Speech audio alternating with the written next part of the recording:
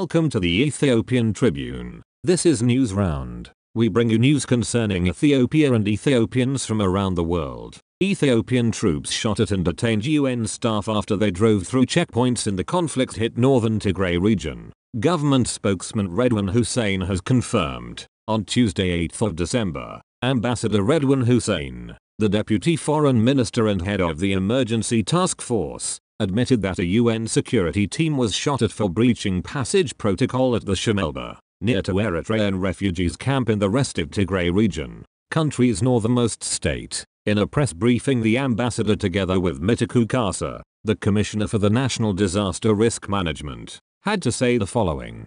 With regards to an agreement granted to allow UN access, and also why there are calls that UN still has limited access, we want the story to be clear here. What we meant when we entered into agreement was the whole operation will be led and coordinated by Ethiopian government. This country of Ethiopia has a functional government, and government always makes sure that its people will not suffer.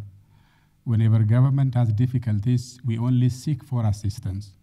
So no entity, whether multilateral or unilateral, is supposed to supplant the government. So government is fully functional, government is capable. From our experience, as you might have known, it's not new for us to deal with humanitarian actions, whether with El Nino, whether with other droughts, whether with abject poverty due to lack of wetland. So there are a number of people who live based on the assistance, and then government is very honed, very experienced of such activities. So any partner, one, it doesn't cover the whole assistance. Still, he might express, from our experience, usually 60% of assistance always comes from Ethiopian coffer. So we are the ones feeding our people, so we need some assistance. So what the agreement meant was the government would coordinate, the government would lead. So whenever the government creates access to operate humanitarian action, then UN agencies would be on board. Whenever we say then it is not safe to be accessed, then UN and other entities of our partners have to comply to that. That goes with question of, I think, Catherine. Yes, some of the UN staffs were actually detained and some were shot at. Why that happened? So this country is not no man's land. It has a government. It only has difficulty in the north. So they were told in some of areas they were not supposed to move.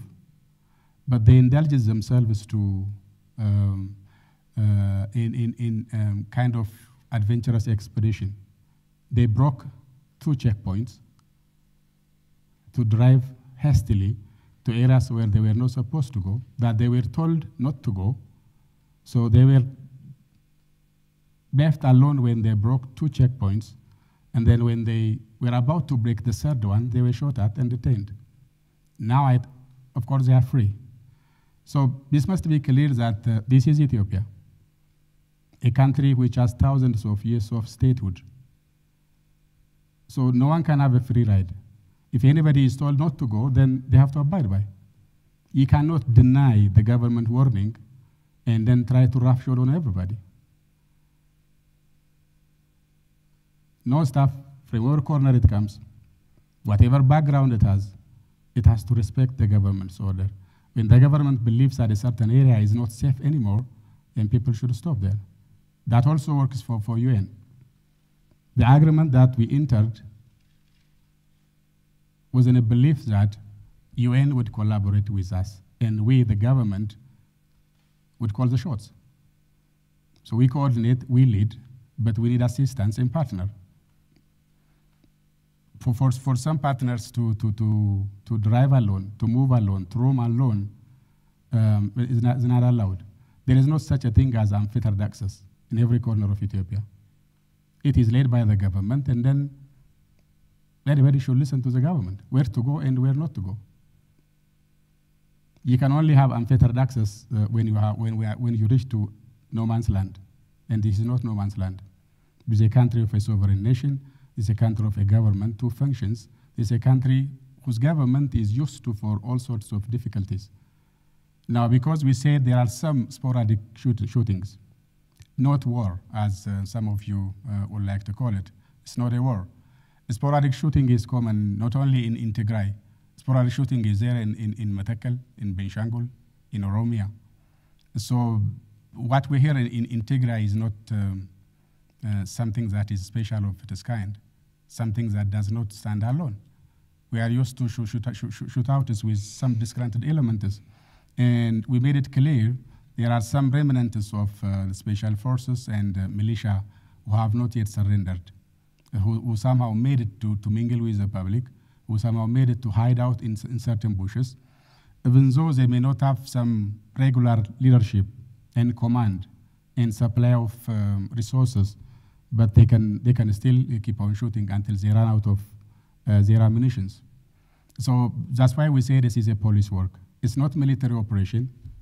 It's not that combating, but a kind of hooligan, a kind of an outlaw sort of shooting you might have. But if you are escorted by the military, then it would be safe. That's why still our humanitarian assistance has to be escorted with defense forces. The first time when they traveled with less convoy, they were ambushed. Second time, what we did was we had to reinforce the convoy. So it doesn't mean that we don't hear about shootings. Hearing shooting doesn't mean we are at all war. Hearing shooting doesn't mean that we are combating entirely. Shooting you can hear in towns. Shooting you can hear in several parts of Ethiopia. Shooting is not uncommon. Shooting you are common even in Western cities and in schools. So you can have any disgruntled element to just shoot at somebody. Particularly in this case, but you can also address it. The stores of humanitarian assistance for even Eritreans was looted. Now, when we try to replenish it, then they have to make sure that assistance would not reach to the public because that will help to the leadership to paint humanitarian crisis. Now, people were saying, okay, the Ethiopian government would not afford to fight with TPLF, that the war would be prolonged, and then if the war would be prolonged, then it would descend the country into quagmire.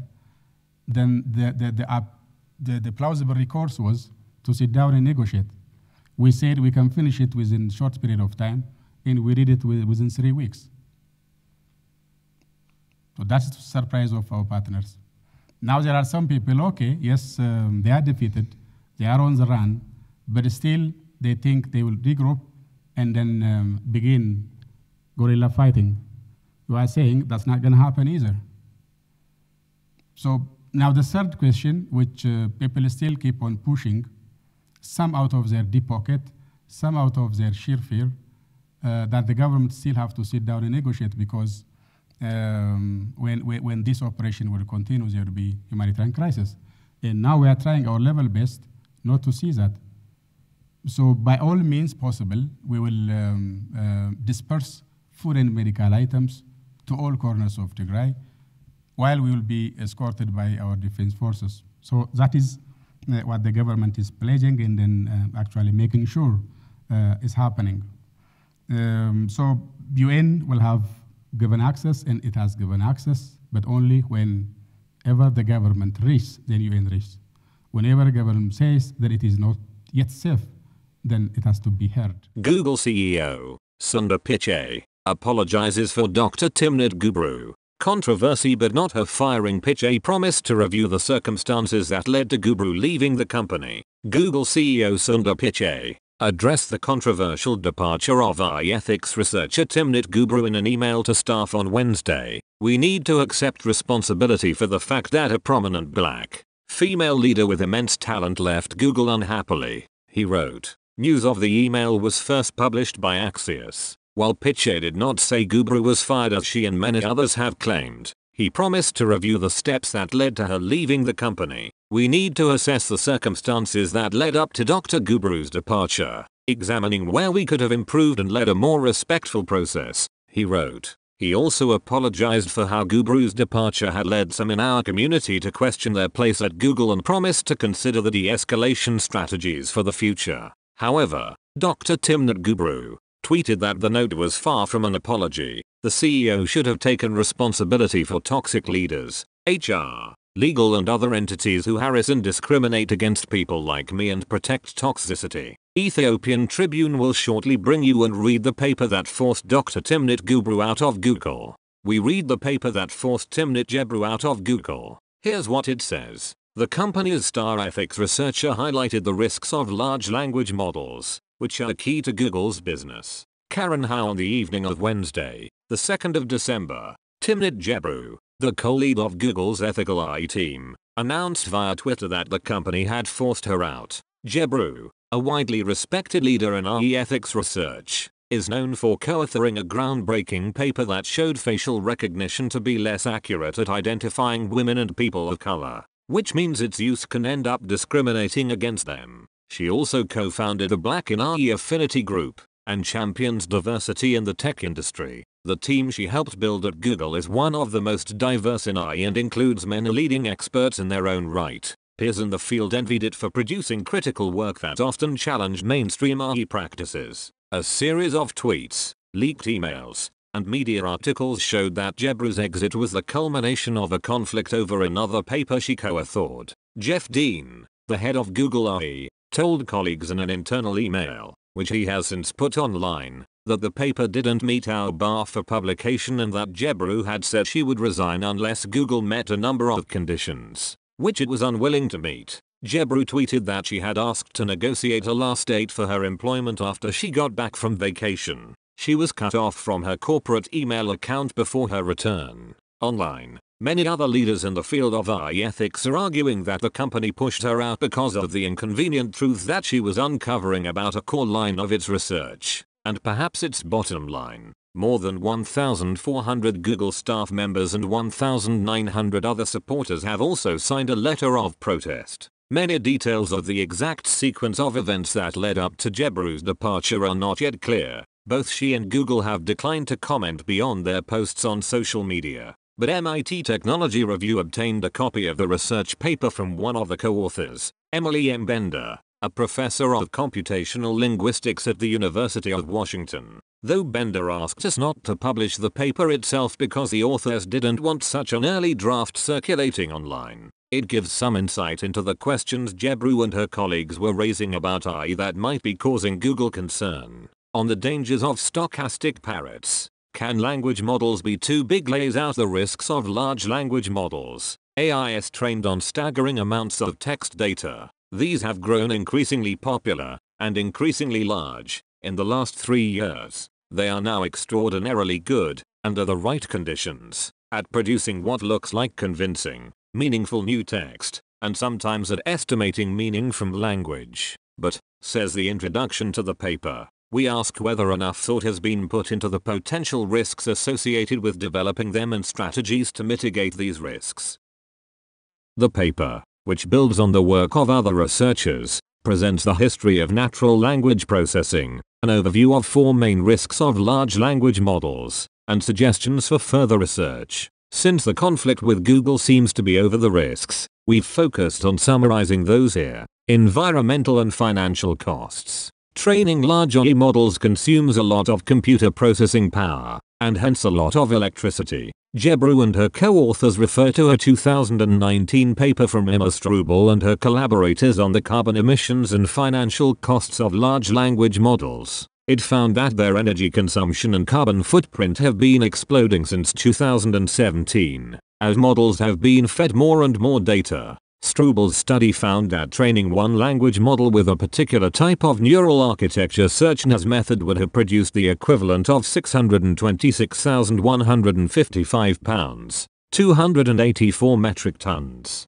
of carbon dioxide, about the lifetime output of 5 average American cars, training a version of Google's language model, BERT, which underpins the company's search engine, produced 1,438 pounds of CO2 equivalent in Strubel's estimate, nearly the same as a round-trip flight between New York City and San Francisco. These numbers should be viewed as minimums, the cost of training a model one time through. In practice, models are trained and retrained many times over during research and development. Gebru's draft paper points out that the sheer resources required to build and sustain such large AI models means they tend to benefit wealthy organizations, while climate change hits marginalized communities hardest. It is past time for researchers to prioritize energy efficiency and cost to reduce negative environmental impact and inequitable access to resources. They write, massive data, inscrutable models. Large language models are also trained on exponentially increasing amounts of text.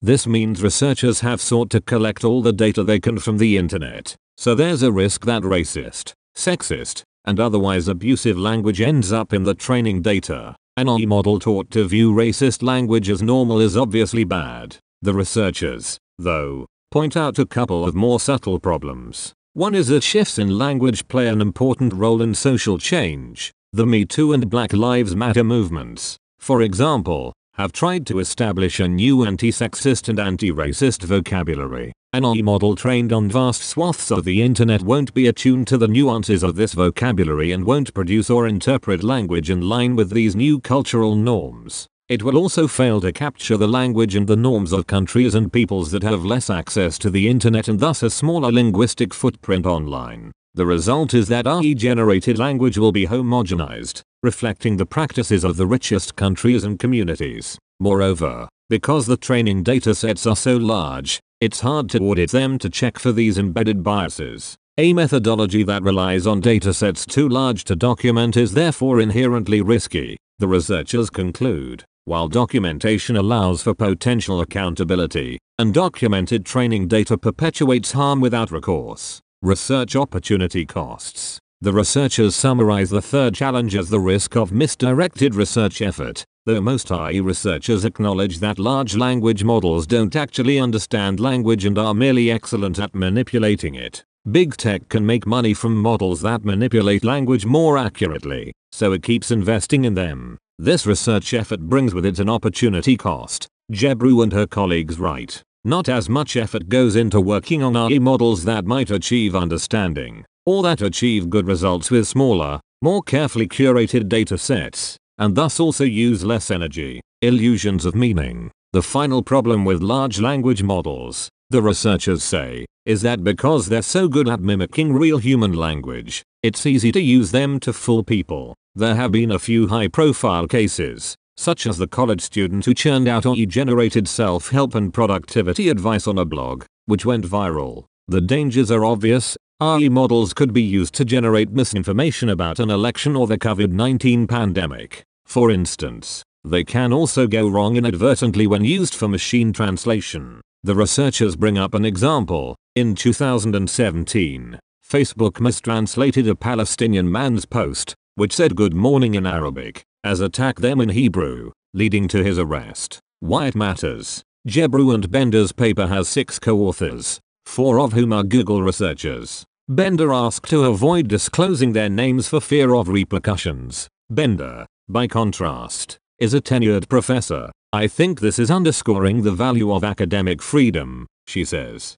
The paper's goal, Bender says, was to take stock of the landscape of current research in natural language processing. We are working at a scale where the people building the things can't actually get their arms around the data, she said. And because the upsides are so obvious, it's particularly important to step back and ask ourselves, what are the possible downsides? How do we get the benefits of this while mitigating the risk? In his internal email, Dean, the Google AI head, said one reason the paper didn't meet our bar was that it ignored too much relevant research. Specifically, he said it didn't mention more recent work on how to make large language models more energy efficient and mitigate problems of bias. However, the 6 collaborators drew on a wide breadth of scholarship. The paper's citation list, with 128 references, is notably long. It's the sort of work that no individual or even pair of authors can pull off, Bender said. It really required this collaboration. The version of the paper we saw does also nod to several research efforts on reducing the size and computational costs of large language models, and on measuring the embedded bias of models. It argues, however, that these efforts have not been enough. I'm very open to seeing what other references we ought to be including, Bender said. Nicolas Leroux, a Google AI researcher in the Montreal office, later noted on Twitter that the reasoning in Dean's email was unusual. My submissions were always checked for disclosure of sensitive material, never for the quality of the literature review, he said. You have been watching the Ethiopian Tribune. Please do subscribe to our channel, and your constructive comments are very welcome. Until next time, keep well.